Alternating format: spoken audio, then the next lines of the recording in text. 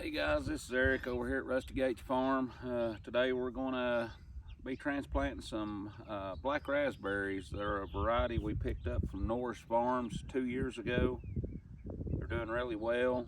This particular row just too close to the others.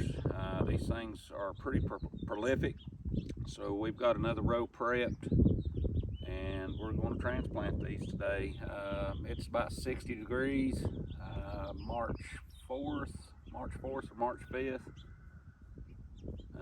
Soil temperature is probably around 45, 48 degrees. They've not quite started to green up yet, but they will as soon as the soil temperature hits about 55 or 60 degrees, and with the longer days they'll bust out pretty quick. So we're going to get these things moved, and just thought I'd bring you along and show you how we do it.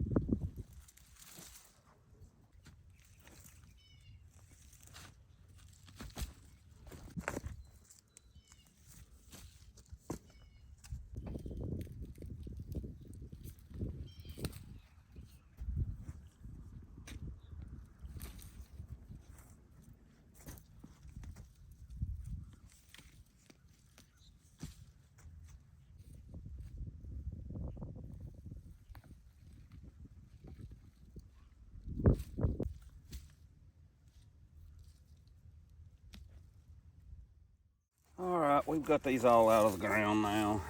They're pretty shallow rooted plants. Just kind of imagine your drip line for your main bushes, and get 6 or 8 inches around and maybe 5 or 6 inches deep. These things are really shallow rooted. They send out a lot of runners. So basically what we're going to do is knock some of this dirt loose on this, and we've got a tub over here with an old rug just to keep the root systems covered. You don't want anything drying out or exposed to the sun for any length of time, so we're going to keep them covered. And once we get that done, we'll get over here and get our other area ready to go and get them in the ground.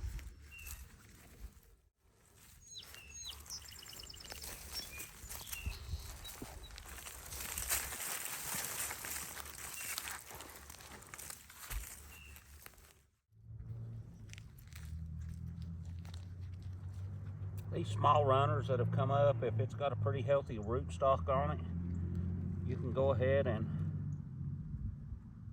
use those, and more than likely you'll get a start on them. They're pretty prolific.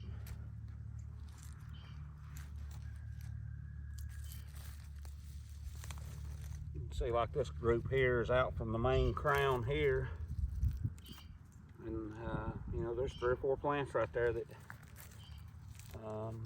you can expand your patch with, or pot them up and sell them at the farmer's market, or give them to your friends or family, whatever you want to do with them. I do believe this particular variety has a royalty fee on them through Norris Farms from the developer, so you may not be able to propagate these for resale. But we're not reselling the bushes. We're expanding our operation here.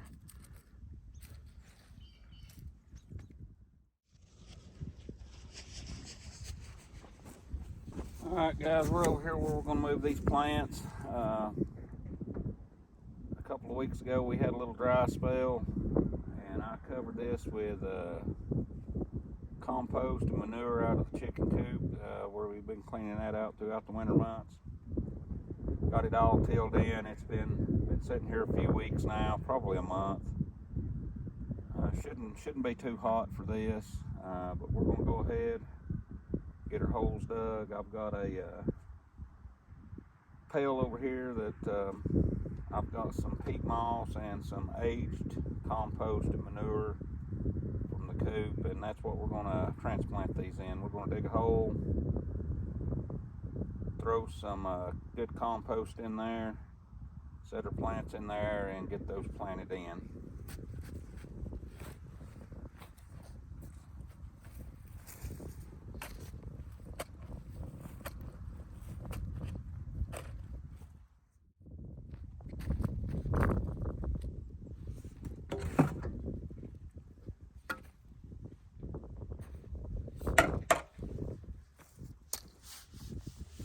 Now, like I say, this has just got some well-rotted manure, compost, and I did mix some peat in it for water retention. I did dampen it. The ground is still pretty wet, but it's still workable. But you don't want to put dry peat in there with your compost and stuff. But it'll help hold some moisture until these things get established. When you plant these, just set them in. Get you some dirt in around the bottom. You don't want any air pockets. And you don't want to plant them any deeper than the crown is, that the original ground that you dug them out of. So I'm going to try to keep these pretty short and sweet. So I'm going to go ahead and get all these in the ground. I'm going to plant them about 2 foot to 18 inches, somewhere thereabouts. Just try to fill this row in. Over time, they'll fill themselves in regardless, and we'll go from there.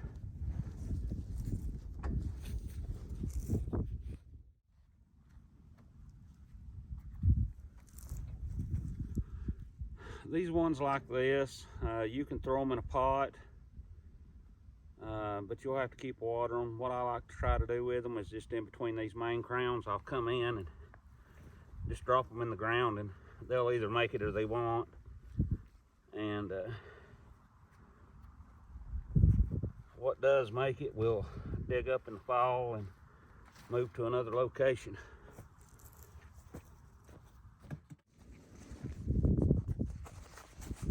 I've already filled this with my compost. Just thought I'd get you down here and kind of see what's going on.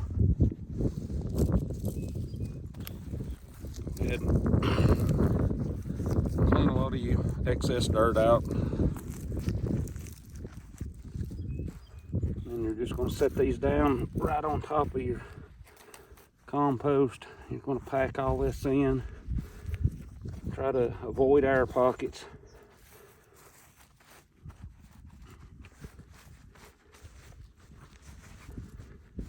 I don't know if the camera can tell, but I'm right at ground level with the original crown.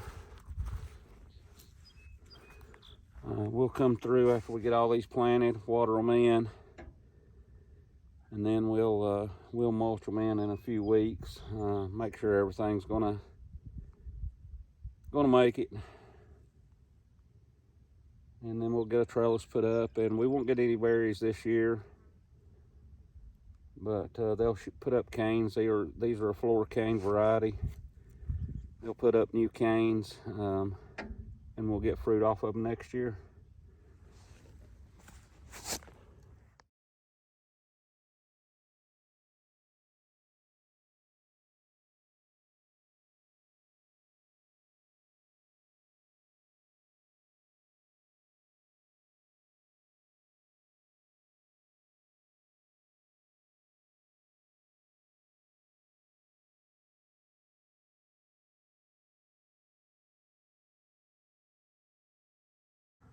I wanted to bring you down here for just a minute and show you. I had a lot of small runners that I dug up, and I'm just throwing them in a row down here. But this is the original plug. You can see the potting. I hope this is coming out on the camera. This is the original potting mix from these plugs that I picked up from Norris Farms on these royalty berries. I just thought it was interesting. This is a two-year-old crown. And this is the only one of these that I found that hadn't totally grown out of their original plug. But we're going to get this in the ground, and we'll get all these watered in, and we'll see how they do and get them moved again next year. All right, so this is what we kind of ended up with. Let me get around here where my shadow's not in everything. I've got 15 plants that I transplanted, and we're on about 18 to 24 inch spacing.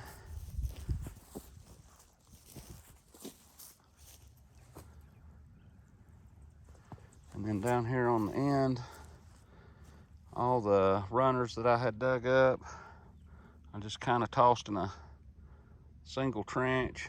So hopefully the ones that make it will move to another location next fall or early next spring. And that's about the extent of it. They're pretty hardy, pretty easy to manage. They are work. You either put them in an area where you're willing to put some work in throughout the year, or put them in an area where you don't have to touch them until it's time to pick. For those of you that made it to the end, I thought I'd give you a quick shot here of these royalty berries. They're already starting to set buds, a little bit of green. Also, I just wanted to show you, we just kind of cleaned this up where we dug these up, just ran the tiller through it. We'll come back after it dries up a little bit, sow a little grass seed, level it up a little bit more. I just wanted to say thanks for watching. Reach out to a few community members that I respect that thought I'd get an honest opinion about my videos. These things are difficult to put out every day, or even once a week. I know this time of year, my time, and I'm sure yours, is very precious. I want to try to be more active. I've got up on freesteading.com. Check that out if you're not already there. And as the season goes on, I'm going to try to focus more on getting some more videos out for you folks. But I appreciate you, and also got a egg video coming out. We about a month ago changed our feed, trying to fix this egg laying problem, or lack thereof. And we've had pretty good results, so I'm going to try to get a video going on it maybe this afternoon, have it out in a few days. I'm going to shoot to have a video out at least once a week. But thank y'all, and if there's anything you want to see or anything I can help you with, just reach out. I'm going to try to figure out how to add some links for emails and things of that nature, and try to get more active. And we'll see you on the next video.